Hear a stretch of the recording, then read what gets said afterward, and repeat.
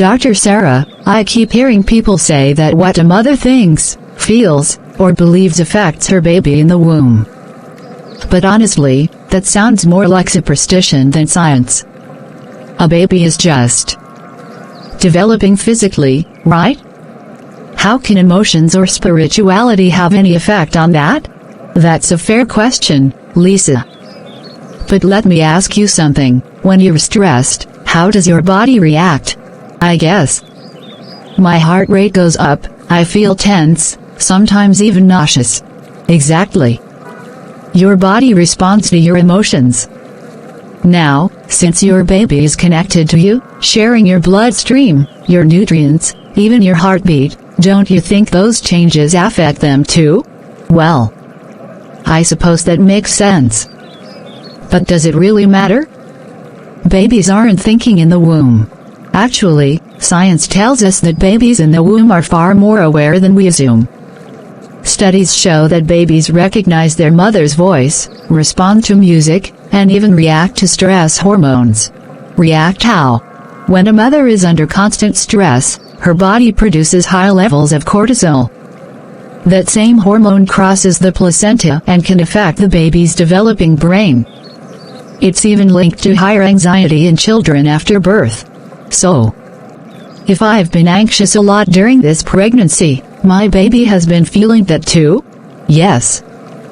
But it's not just about stress. On the positive side, when you're joyful, peaceful, and filled with hope, your body releases oxytocin, the love hormone.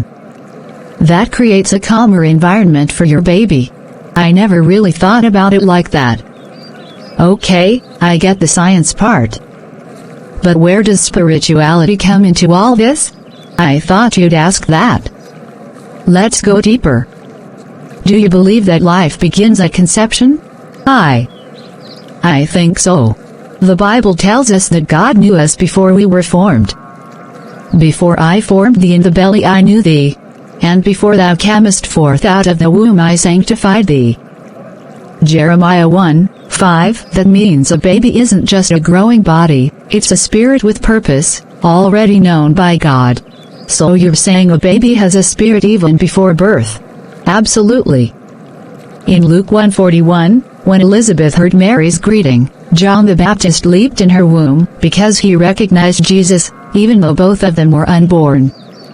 If a baby can recognize divine presence, doesn't that tell you something? That's deep. A mother's womb isn't just a physical space, it's the first environment where a child encounters the spiritual world.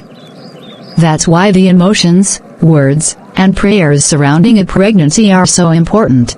So what does that mean for me? I've been so stressed, and honestly, I haven't really prayed much or thought about the spiritual side of my pregnancy. Does that mean I've already affected my baby? Lisa, it's never too late to shift the atmosphere. Just like tuning a radio, you can choose what your baby is exposed to. Start speaking life over your child. Pray, worship, fill your space with peace. I've been so focused on my diet and medical checkups, I never thought about my spiritual and emotional health as part of this. But it's all connected. A mother doesn't just feed a baby physically, she feeds them spiritually and emotionally too. So if I start now, if I change how I think, what I speak, and how I pray, it can still make a difference? Absolutely. Your words carry power. Proverbs 18:21 says, "Death and life are in the power of the tongue." Speak life over your baby. Declare peace, purpose, and destiny. Your baby isn't just growing, they're listening. Wow. I've never thought of pregnancy like this before. Maybe it's not just about growing a baby, but preparing a soul. Exactly.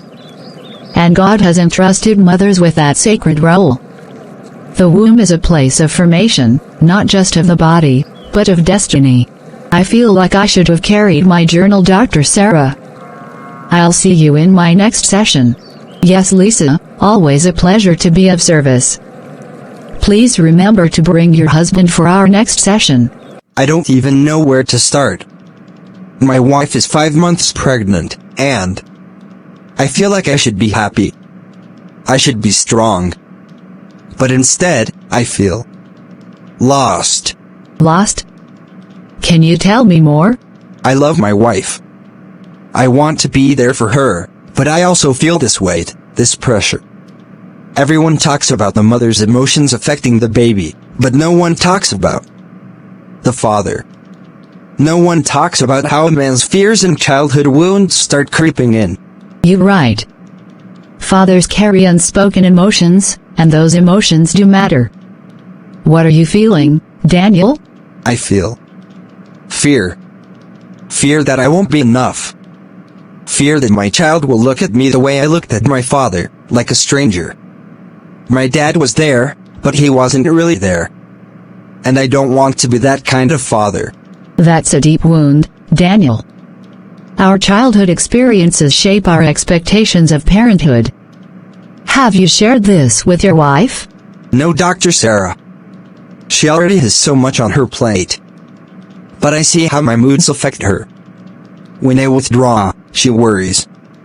And when she worries, I see it in her, how she holds her belly, how her breathing changes. It's like my emotions are somehow passing to the baby. They are. A father's presence, or absence, shapes a child's world even before birth. A mother's emotions create an environment in the womb, and her emotional state is influenced by you. Your fears, your stress, even your love, your child is already sensing it. What if I'm messing this up? You're not. The fact that you're here, asking these questions, means you are already a father who cares. But Daniel, you need to give yourself permission to heal, too. Heal? How? By confronting those fears, not burying them. By speaking love and peace over your wife and child, even when you don't feel strong. By praying over your baby, speaking life instead of worry. I don't know how. Then let's start small. Right now, I want you to close your eyes.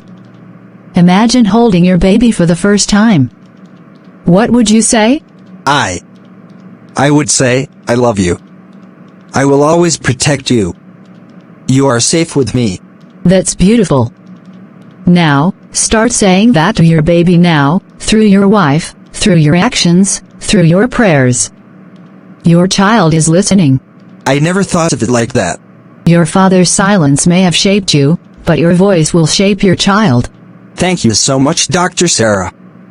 Our follow-up session is group, right? I am bringing my guys. Yes, sir. See you then. Oh my, what a beautiful day to save lives. Lisa came in today with questions. Daniel came in with fears. But at the heart of both stories is something we all need to realize. A child is not just born the day they take their first breath.